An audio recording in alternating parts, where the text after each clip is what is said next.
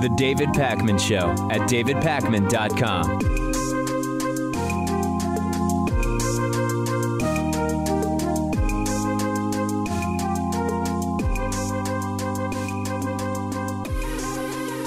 Sandwiched between time on Twitter and nap time and drawing with crayons time, you'd think that Donald Trump would be expected to get some actual reading of important political documents done, but apparently not. And the big debate now is, will Donald Trump allow the Democratic response memo to the Devin Nunes memo to be released, right? So the backstory on this is, we had the Nunes memo and then a debate over whether that would be released. The FBI said you shouldn't do it. It alludes to classified information. Trump did it anyway, and he released it. Ended up really being no big deal, no major impact whatsoever on the Robert Mueller investigation. And now Democrats have a response memo that they wrote to Devin Nunes. And by all indications, the response memo points out all of the ways in which Devin Nunes' memo is either wrong and or deceptive. And Donald Trump now has to decide whether to release the memo. And I believe if Trump is going to be deciding whether to release the memo, then he should read it, because after all, it's only 10 pages long. But White House Chief of Staff John Kelly, the elegant one, seemed to say that 10 pages is so long that instead of reading the memo, Trump is going to have to be briefed on the memo. How long would the briefing be? Because it's only 10 pages, which would take a normal person about 20 minutes to read. Here's a transcript that took place when Chief of Staff Kelly was being asked about this yesterday, and Kelly was asked, has the president read the Democratic memo? And Kelly said, he has it. It's pretty lengthy. And then the follow-up question was, has he read the whole thing? And Chief of Staff Kelly says, no, I just gave it to him. And then the last follow-up is, he'll read it after this. Oh, of course, yeah, says Kelly. We'll get some people down to brief him on it. So if he's going to read it, why does he need someone to also brief him on it? It's almost like, summarize these 5 bullet points for me. It's like, well, it's 5 bullet points. They are the summary. We're talking about just a 10-page memo. Now, let's put politics aside for a second, Republican and Democratic politics aside. President Obama read a lot. George W. Bush read a book a week in addition to his reading of administrative material. As we know, because of Donald Trump's co-author from The Art of the Deal, Tony Schwartz, Trump likely hasn't read a full book cover to cover in his entire adult life. This is not normal, right? And recall that we already knew that memos for Donald Trump have to be a single page, and ideally it's not a page of text. It's a page that has at least some images. And then maybe a few bullet points of text, because otherwise Donald Trump isn't going to read it. Does this maybe explain a lot about Donald Trump's confusion on the Nunes memo? Because if we for a second presume that maybe Donald Trump didn't actually read the Nunes memo, Trump came away after the memo's release saying the memo confirms no collusion whatsoever. And of course, that's not what the memo did. Maybe Trump never read the 4-page Nunes memo and someone briefed him on it, Pat, and said, sir, the memo says there's no collusion. And because Trump doesn't read, he said, sure, that's what the memo says. And you'd think that he'd want to read the Nunes memo because even though it is a hefty 4 pages, he would find it to be juicy, right? But then later he gave that interview and he said that when you look at that and you see that, and you see what's going on, very vague terms, you could tell that he didn't actually read it. There would have been a good, people were focused on what's Trump's interpretation of the memo. The follow-up questions that reporters should have been thinking of would have been just ones to see if he even knows what the memo actually says, because I'm increasingly convinced he didn't read that memo and he's not going to read this next memo. And I have been making a really strong effort during the Trump presidency not to normalize George W. Bush. And I disagree with the politics of George W. Bush. I think he made horrible decisions that led to the deaths of many, many, many people. But the truth is that this is one of those areas with Donald Trump that exposes the lack of normality here. The policies of Obama and Bush were very different on most issues and not all. I'm not saying that George W. Bush was President Obama's intellectual equal. He wasn't, not even close.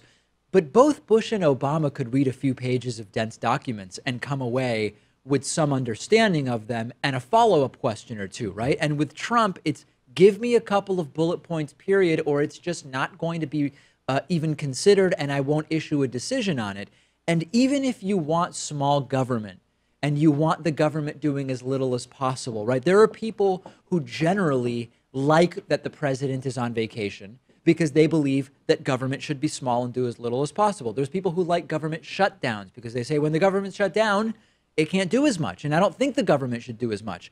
Even if you are a small government conservative, you should still be ashamed at the total lack of ability of our current president to concentrate for even 15 minutes on something important. You know, to compare Trump's intelligence with Bush's intelligence, they may be on the same level, but I think Bush at least knew what he did not know.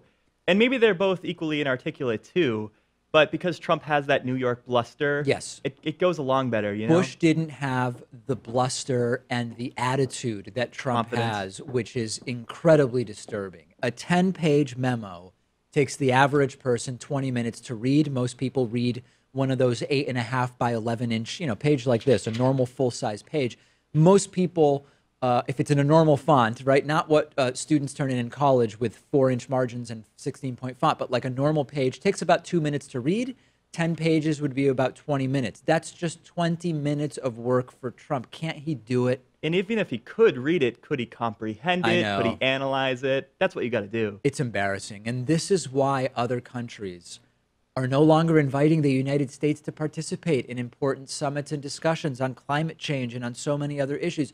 It is an embarrassment, and politics should be put aside on this because of the shame that it is bringing to the United States. I think you're going to like this one. Remember that judge who Trump insulted as being Mexican during the campaign? It was Judge Gonzalo Curiel, who is American but has Mexican parents. Trump targeted Curiel when Curiel was the judge in a case against the now defunct scam that was Trump University. And Trump previously said, oh, this judge, he can't rule fairly on Trump University because the guy's Mexican, which I guess was Trump implying that because Trump wanted to build a border wall with Mexico, the son of Mexican immigrants to the United States couldn't rule fairly about a scam university, which, by the way, is completely absurd, right? What Trump was basically saying at the time was the judge is biased against me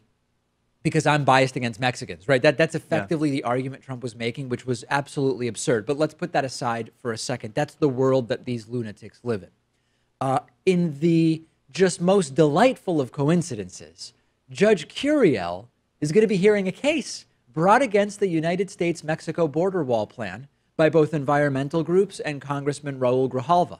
The subject matter is sort of technical. It relates to a challenge against waivers that were given to the federal government about a decade ago to get around some federal and state laws when there's this broader interest of supposed border security. So it's legal mumbo jumbo for all intents and purposes. But the real important part is it started as 3 lawsuits.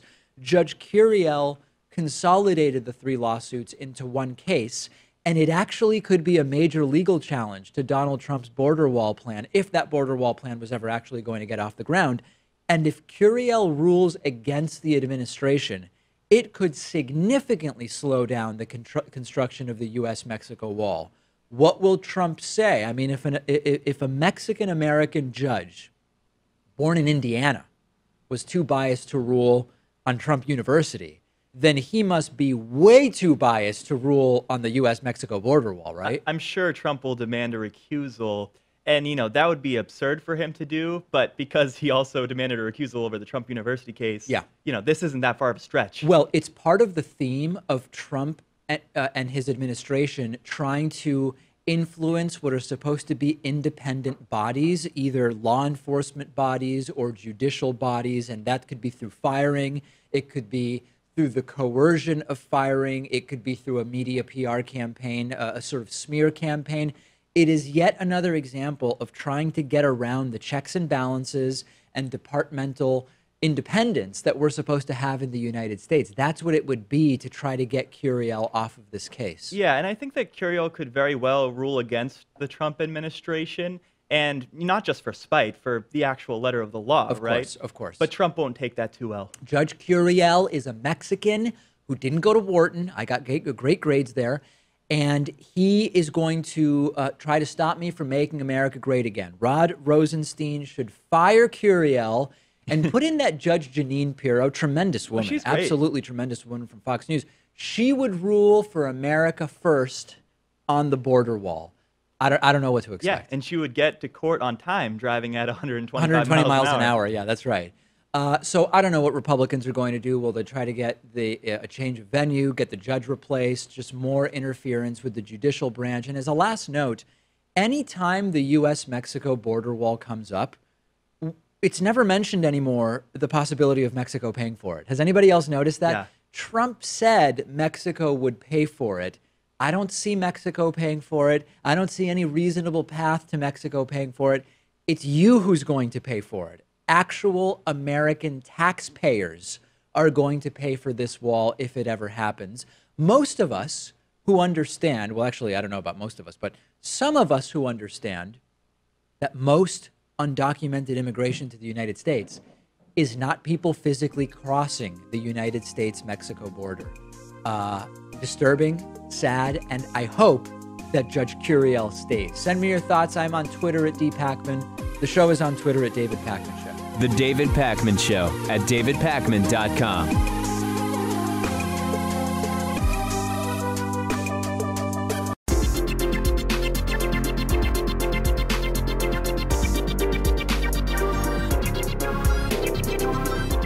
The David Pakman Show at davidpakman.com. Today's new member of the day is Gregory Doan. Gregory, thank you so much for signing up at davidpakman.com/membership. This is mostly viewer-supported media, listener-supported media, and we exist and thrive because of the new members like Gregory Doan and also our long-term sustaining members. Today's sustaining member of the day is Joanna Hopkins, who signed up in December of 2010, going on 8 years of David Pakman Show member. Thanks to Gregory, thanks to Joanna, and all of our new and sustaining members. Join them at davidpakman.com/membership. And of course, you can also make a pledge of as little as $1 per month at patreon.com/David Pakman Show. We have a very, very exciting episode of Hatriot Mail this week. If you've never heard Hatriot Mail before, it's when a professional voiceover artist narrates the hate mail that I get. Here's a little bit of a preview as to what we mean when we talk about Hatriot Mail. Because it's time to make America hate again. Hatriot Mail. Written by patriots who hate David Pakman. Because America. And because freedom. Yeah, so this week's Hatriot Mail asks, I know this is a question that has been on the minds of a lot of people in the audience. And that question is are you cucked? That is it's such a question central to the future of humanity. Sure. That's the question asked by this week's Hatriot Mail. That's it. I'm unsubscribing from this David Pakman guy. I'm so sick of he attacking our president and never reporting about how the great economy is doing under Trump. You moonbats are something else. A genuine question. When is it appropriate to and is of are you cucked? David Fake Pakman Show. David should resign off of YouTube. Can you imagine if I did a YouTube resignation? Yeah. Nothing would happen. Like, it would be completely uneventful in every way. Is of are you cucked? That's the question someday I hope we get an answer to. It reminds me of like insofar as yeah. in and of itself. I don't know what they meant. It doesn't make any sense. It makes no sense whatsoever. But what does make sense is giving the middle finger to the Hatriots. You can use the coupon code Hatriot40 when you go to davidpakman.com/membership and you go to sign up. And no matter which membership you select, you type in Hatriot40. That saves you 40% off your membership. And it's a way to turn Hatriotism into something very, very good for independent media. That coupon code is spelled Hatriot40. I have a micro story about Puerto Rican hurricane recovery, but before I get into it, just a quick macro update about Puerto Rico. It's still a mess months after the hurricanes, and not much corporate media coverage is happening of it. So that's the macro. The micro is that we're finding out about possible major government corruption related to Puerto Rican hurricane relief in what would be, we could say it's simply a comedy of errors if it weren't leaving people hungry and without power and without food. Remember how I told you that the Trump administration, through entities like FEMA and others, was giving contracts out to some really sketchy and unqualified people for hurricane relief? So, for example, we had the story about Whitefish Energy from Montana, where Whitefish Energy was given a contract to restore power, and they had 2 employees. They were completely out of, in over their heads when it came to restoring the power of the Puerto Rican island. And eventually they resigned their contract because of public pressure.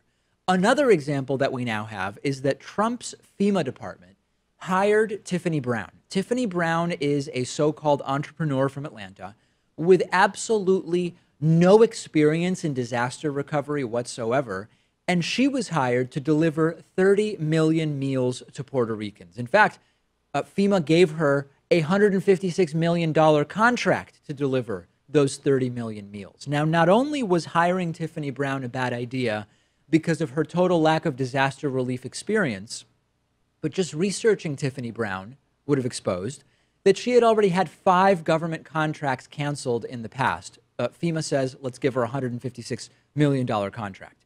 Brown was the only employee of her own company, so she needed help to deliver the 30 million meals. She hired a wedding caterer with a staff of 11 people to start freeze-drying mushrooms and rice, chicken and rice, and vegetable soup. She had a nonprofit in Texas try to handle the shipping of the food. And when 18.5 million of those 30 million meals were due, her company had delivered 50,000 meals. Her company was 99.73% short of the number of meals they were supposed to have delivered at that time. And by the way, all 50,000 were the wrong meals. FEMA's contract was for self-heating meals, and Brown instead delivered meals with separate heating elements. Absolute and total disaster. She was told, do not ship another meal. Your contract is terminated, by Carolyn Ward, the FEMA contracting officer who handled this deal. And this is just one story of these crony capitalist handout contracts that the Trump administration has been giving to disaster relief efforts. And it's not just Trump's infrastructure spending plan. Remember when we talked about, yeah, we want to do infrastructure spending, but the way Trump wants to do it, it's this crony capitalist handout to his friends. They're doing the same thing with hurricane relief. The company hired to deliver 30 million meals had 1 employee. The power company hired to restore Puerto Rican power had 2 full-time employees. These people have needs in Puerto Rico, and Tiffany Brown and others accepted these contracts knowing that this was serious stuff, and they had to some degree realize that they weren't capable of delivering, right? Or did they believe they could do it? And that's what makes it so despicable. I know right-wingers probably thought that they were capable of doing it because they think, well, free enterprise, they have a profit incentive and they have a PR incentive. They'd get it done. We realize that we're contracting out too much, and these are public goods and services. It has to be in the government's hands alone. Real people are in jeopardy because of this stuff. And I don't necessarily have a problem going to private companies and saying, help us. But it's got to be the right companies. And it depends on the issue, depends on the circumstances and what's on the line here. I believe criminal charges should be on the table here, right? It can't just be we won't get most of the 150 million and we'll all just kind of go our own way and there won't be any real consequences. There have to be consequences for this. Yeah, and on both parties too. For the government, private company who took this deal, and the government for issuing it as well. I don't disagree, although I don't know how you punish the government, right? I don't know exactly how you do that. And remember, Trump was going to hire the best people. It's the people that Trump has hired. It's Trump's FEMA that is deciding to give a $156 million contract to Tiffany Brown, right? We can say it's her company. Her company had 1 employee, her.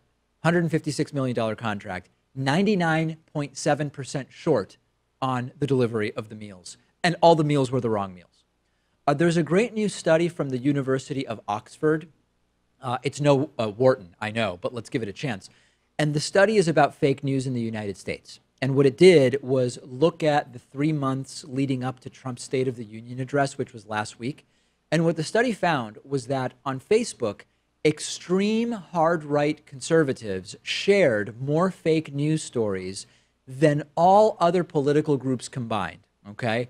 On Twitter, Trump supporters consumed the most fake news. And the Twitter numbers are actually scary. There were a whole group of fake news sites that the researchers had on a watch list.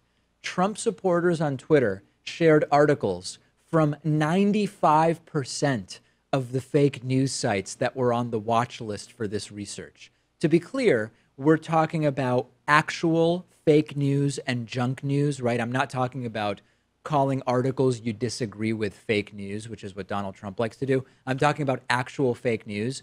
And the results are actually not that surprising. There are previous studies about online misinformation and disinformation. And it's overwhelmingly conservatives that fall for this garbage and share it on the internet. In 2011, there was a good study done. Remember when chain emails were a thing? Chain emails would go around saying this horrible thing's going on, forward this to 20 people or whatever. And the study looked at chain emails, political chain emails from 2007 to 2011.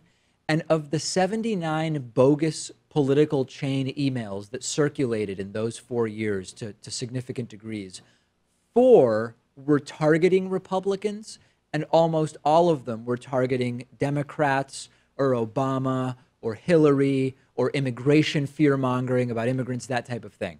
Overwhelmingly right-wing conspiracy theories. Another study estimated that 80% of political chain emails from the 10-year period ending in 2011 were right-wing misinformation.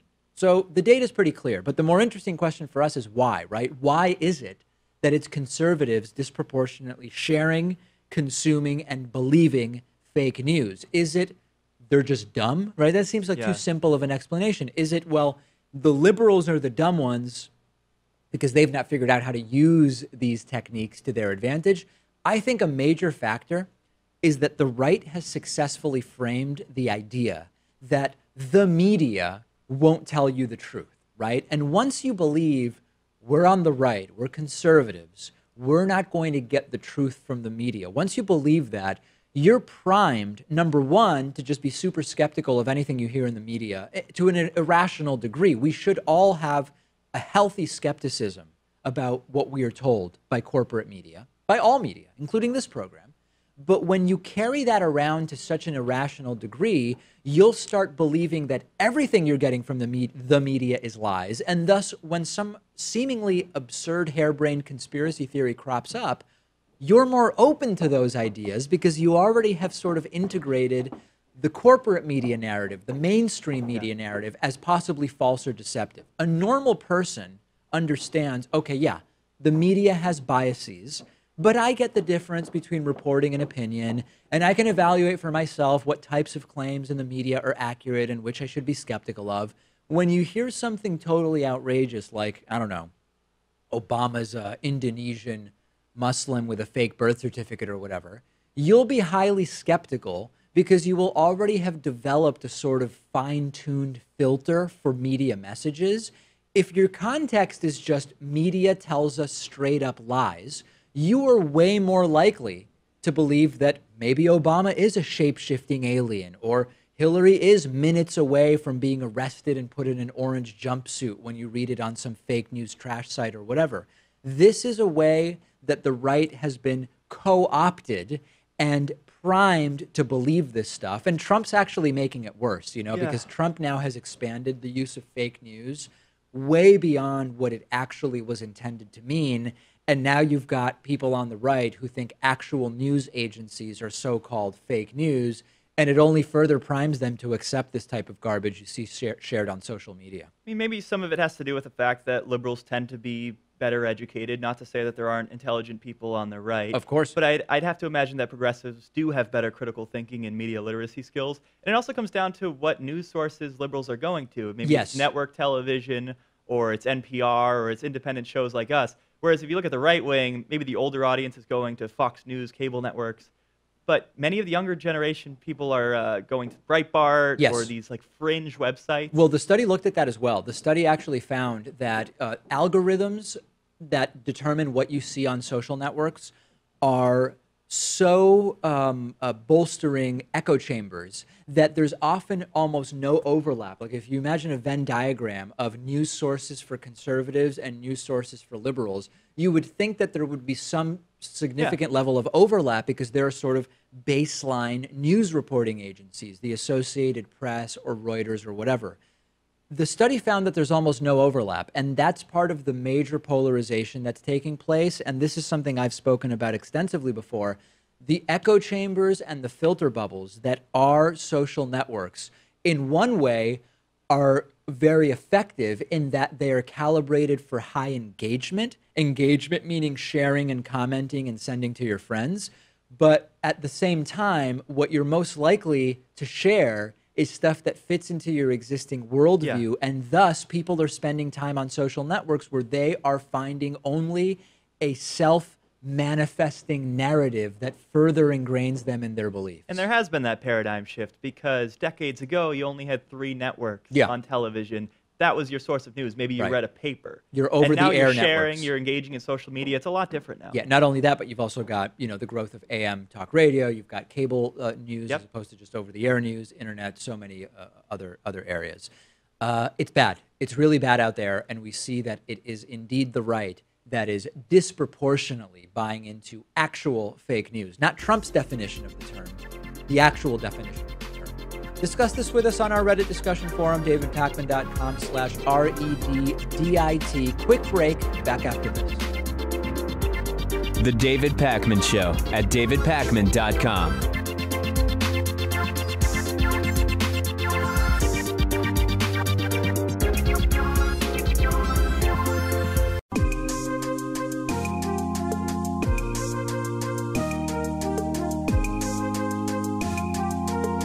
Welcome back to the David Pakman Show. It's great to welcome to the program today Andy Weir, who is the New York Times best-selling author of The Martian and more recently Artemis, which I just finished reading, enjoyed it very, very much. Andy, I'm so glad to have you on. You have an interesting background in that you really started working in tech. You were a programmer very, very young. You worked as a software engineer. How did you sort of start getting into the writing of sci-fi? Well, I just always wanted to be a writer, and I was always into sci-fi. I think I don't remember a time when I didn't want to write. I mean, I used to write like fan fiction for Beverly Cleary novels when I was 6. It wasn't very good, but you know, I was writing it. And as for science fiction, I think I was indoctrinated at an early age. My dad's a sci-fi dork, and he had this infinite collection of science fiction books from his youth. So I think I was doomed to sci-fi. Do you remember what the authors were from your dad's library that sort of pulled you into the genre? Absolutely. My holy trinity, so to speak, are Isaac Asimov, Robert Heinlein, and Arthur C. Clarke. Those are the guys that I read a whole bunch of.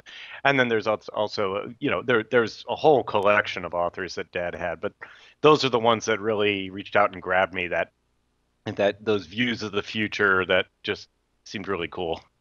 So you started writing The Martian, which has sort of an interesting backstory where you were releasing it a chapter at a time for free on your website, and it sort of accumulated this initial audience.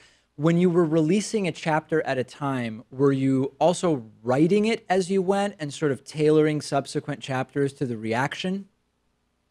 Well, I was writing it as I went along. So when I released a chapter, I didn't have anything beyond that written. But I didn't tailor it specifically to what the audience reacted to. What I did do, though, was I would correct errors that my readers found. So it was nice. I had like 3,000 fact checkers. And when you say errors, do you mean errors in the science, for example? Yeah, Oh, errors in the science and math. Yeah, and my readers are science dorks. This is back before I hit it big, and so my readership was an email list of people who were like hardcore science dorks. Writing is so interesting in that there's such an element of sort of I don't know if it's luck, but it's certainly timing and place. I'm reading Nassim Taleb's The Black Swan, and he talks about how writing in particular is one of those areas where we often don't think about sort of the silent evidence or all of the incredible writing that we never hear about. And The Martian arguably was close to that, right? I mean, it was by virtue of you deciding, well, I'm not publishing this thing as a book in the traditional way. I'll start putting it online. It'll build an audience. And eventually that led to, you know, Matt Damon acting in a movie called The Martian. How do you feel about sort of how much circumstance plays into the success it's had? Of course, I mean, like I've got imposter syndrome up the wazoo. I don't really know what I did right. I have no idea why my story became so popular and others didn't. It struck a nerve in some way, and I didn't do it on purpose. I mean, I thought I was writing for this tiny, tiny little niche audience of hardcore science dorks who wanted to see the math play out, but I ended up reaching a broad audience. I think it's one thing that I did was I accidentally found a niche of scientifically accurate science fiction, the hard sci-fi. There's not a lot of that out there nowadays, and so for the demographic that likes the science to be realistic, turns out that demographic is bigger than we thought. And then and also mainly because it is now novel because there's so few other writers doing it. And then the other thing I think that I did without meaning to was I'm a fairly optimistic guy when it comes to science and technology in the future and how it'll affect us. I mean, I honestly believe that humanity just keeps getting better and better. I think that if you look at any century in history and ask yourself whether you'd want to live there or the century before, you would prefer the later century, which is kind of my back of the napkin proof that humanity's quality of life just keeps going up and up. We just keep getting better. So lately, I think that science fiction has been kind of hijacked by this dismal dystopian view of the future where everything's doom and gloom, and technology, all it does is make humanity like suffer. And first off, I don't subscribe to that theory. I think it's wrong. And second off, so my books that have like this aspirational view of the future, where the future will be cool, are rare because of it. Which is funny because they were the norm back in the 50s and 60s, and those are the books I read growing up. I mean, I am from the 70s and 80s, but I read my father's science fiction collection. And so back in those days, you know, the birth of contemporary science fiction with like Heinlein, Asimov, and Clarke, they were all like, the futures were awesome. It was like, ooh, you know, traveling to the, you know, other planets, and it's just everything's awesome. They had their sort problems. of, right. I mean, Arthur C. Clarke had a lot of pretty dystopian stuff. You know, Starship Troopers is not exactly the most beautiful view of the future. I mean, I think it depends on which novels, right?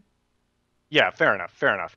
But even then, it's like the you know, Earth itself, and like in Starship Troopers, it's a war, yeah, but Earth itself is pretty awesome, right? Like, what new science fiction do you find? I mean, the dystopian novels are pretty popular in the last, you know, 8 years of science fiction. Is there new sci-fi that you're enjoying these days? Yeah, there is. Like I like Peter Klein's a lot. His novels tend to be like less dystopian and more like smaller scale, like the scope, which is what I like. I don't like worlds cracking in half. I like, oh, this guy and his friends have a problem, and if they don't solve it, they'll die. But the rest of the universe isn't going to, you know, suffer, you know. That's one thing that's another thing that kind of bugs me in science fiction is the concept of scale, like the notion that, you know, if I make an action movie, just a contemporary action movie, it can be about a guy trying to save his family from kidnappers, right? And that's it. That's fine. You know, the United States is not in danger, you know, or the city of Chicago is not going to sink into the lake, right? But if you make a science fiction movie, for some reason, there's this presumption that the entire setting has to be relying on these actions. Like, you're not allowed to have a small stakes story in science fiction. the whole universe has to be about to get destroyed or something. And that bugs me. I disagree with that as well. That's why The Martian is one man's life is at stake. That's it. It's not like, oh God, all of humanity would blah blah blah. No, it's one guy. He's gonna die if he doesn't do things right. Now, interestingly, in Artemis, your newer novel, it's a little bit higher stakes, right? I mean, I don't want to A little bit. give Yeah, away everything, and I don't know exactly what you want to say, but you did take a much higher stakes approach than one person in Artemis. I did, and to be honest, that was so I wanted. To be honest, that a lot of that was pressure from the publisher. Interesting. Yeah, they wanted it to be higher stakes, and that's a continual argument. There is just a general understanding or belief that, you know, the stakes have to be inordinately high in science fiction, and I disagree with that. I think that if there's a character and you like that character, you care about that character, and it's rare to see science fiction where it's just, you know, a small group of people with their small group of problems, and it's very, very important to them, and by extension, you as the reader.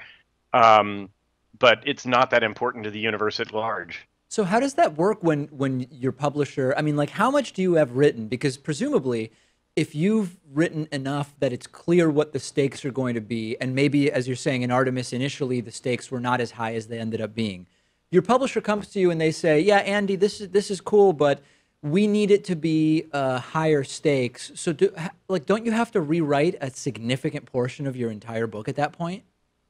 Well, I would, except for in this case, the basic plot flow of Artemis, I gave it to them as an outline initially. I said, like, here's a sequence of events. And so we kind of made those macroscopic plot adjustments right then, rather than me writing the whole book. How, or let me put it a different way, does tension develop when there might be an element to the story that you think is sort of a key element that the publisher says this has to be changed? And how do you sort of navigate that? Well, my editor is a really easy guy to work with. His name is Julian Pavia at Crown. And the kind of the feel of things is it's all suggestions. It's not like he's making demands. It's not like he's saying, like, oh, you've got to change this. It's not like he's coming at me like he's my boss. But he does tell me, he's like, here's why I don't think this works, or here's why I think this has a problem, or here's why this, here's why that, and here's what I'd like. And so yeah, sometimes there is some tension, and sometimes I get frustrated. Because yeah, especially, you know, certain things that they want that I don't feel are necessary. But you're going to find that with every author and his editor everywhere. Like, so. We're speaking with Andy Weir. He's the New York Times bestselling author of The Martian and Artemis. We'll pause our conversation with him there and pick it up tomorrow. The David Pakman Show at davidpakman.com.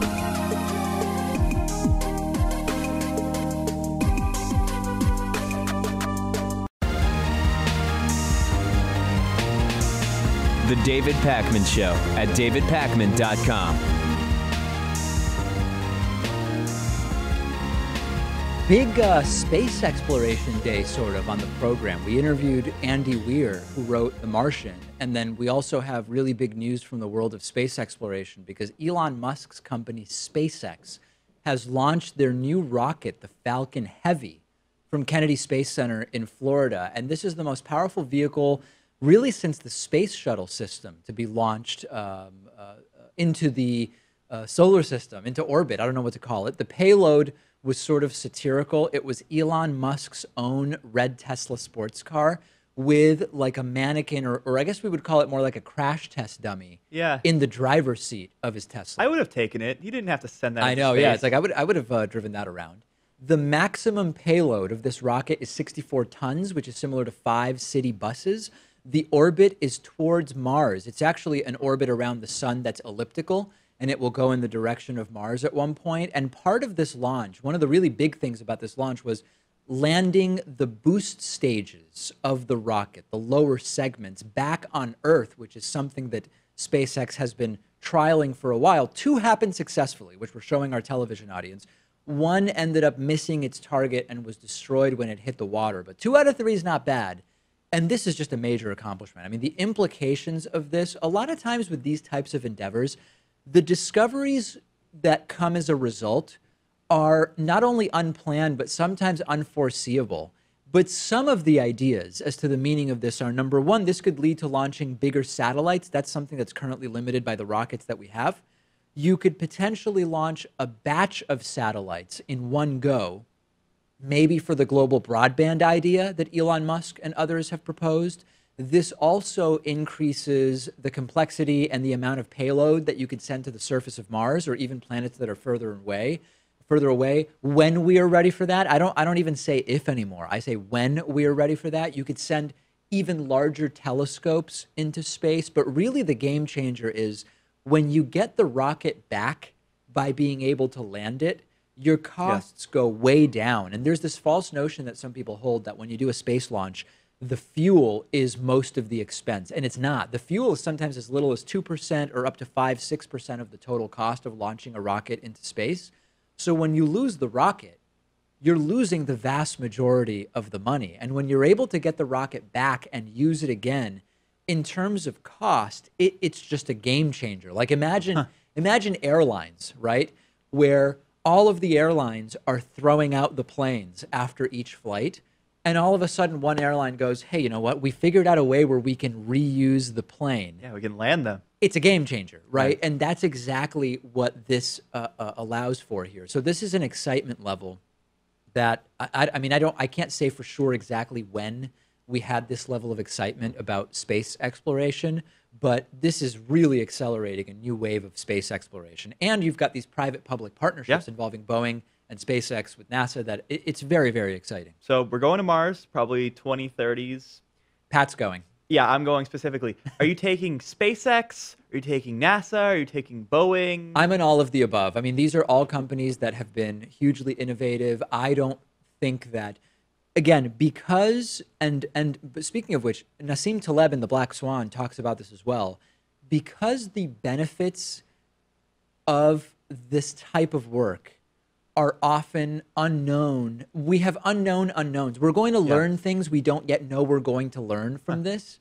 Why am I want SpaceX to do it instead of NASA, right? I mean, no, of course, we should all be working on this stuff. It's very, very interesting and beneficial, and who knows what we're going to get from it. We're human beings. It's in our nature to explore. There you go. And there's not much left on the planet for us to explore. We got to go into outer space now. patfordblog.davidpakman.com. That's an excerpt you just heard from that, from producer Pat Ford.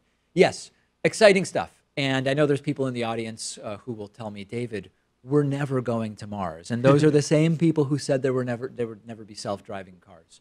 So on Monday, we did a segment about a Holocaust-denying Nazi who's going to be the Republican nominee in the Illinois race. We did the story, normal story, nothing unusual about it in the sense that we cover stories on the program.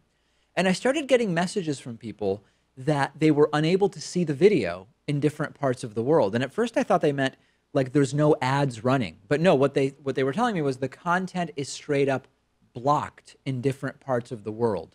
Locally, in the United States, YouTube disabled some features on the video because of the content. And when we tried to pull the video up, when people tried to pull the video up, you would see the message, certain features have been disabled for this video. Now, in Germany, the video straight up wasn't available. We were sent this by a German viewer, and the video was not even viewable in Germany.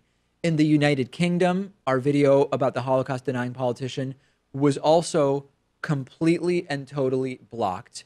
And we had no clue what was going on, right? So I had no idea whether this was blocked in Europe because of local law about Holocaust denial and YouTube was following the law, or whether YouTube's algorithm had... Remember when Adpocalypse started, we explained the YouTube algorithm can't really distinguish well between a white supremacist video and a video we do criticizing white supremacy, so it's just going to block ads on everything.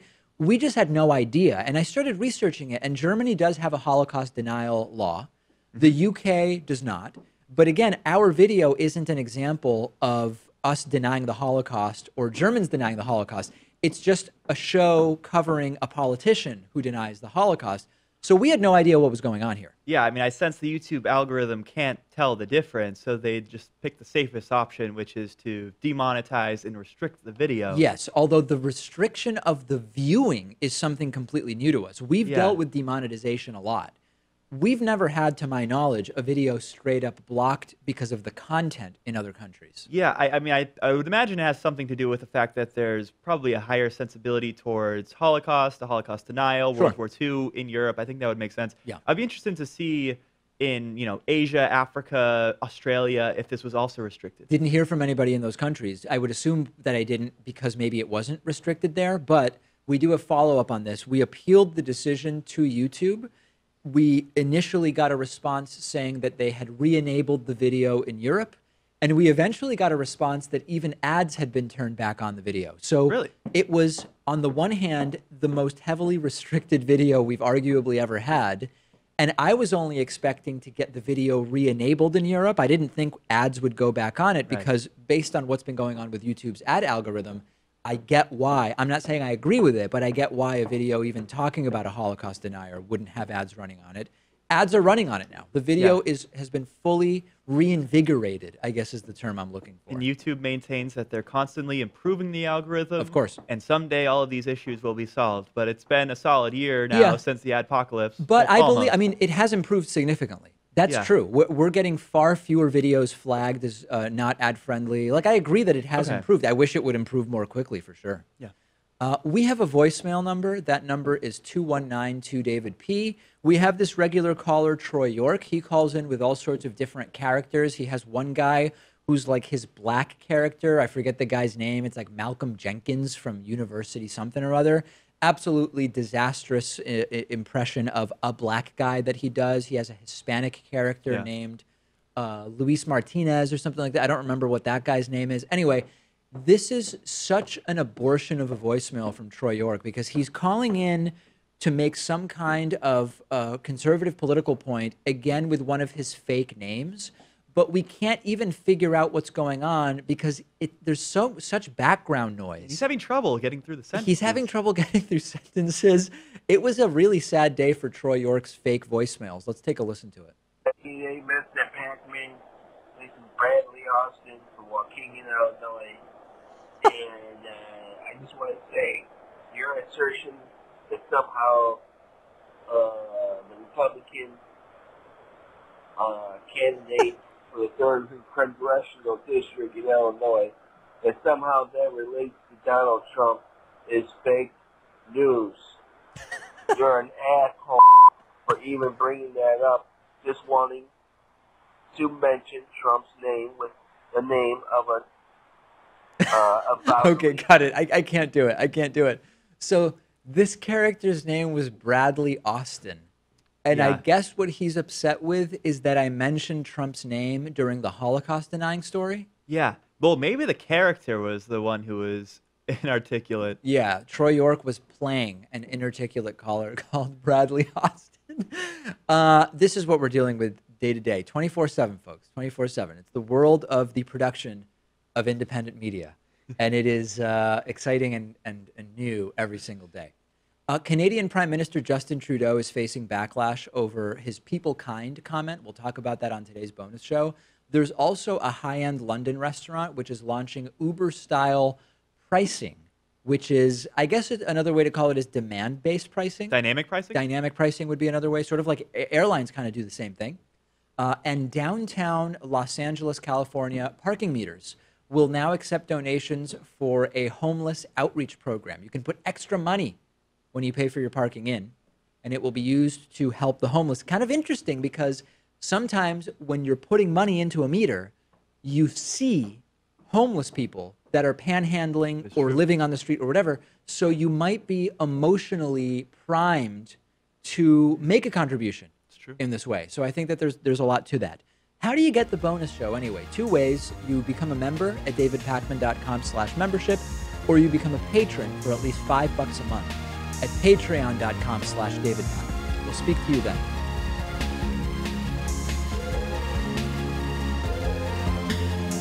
The David Pakman Show at davidpakman.com.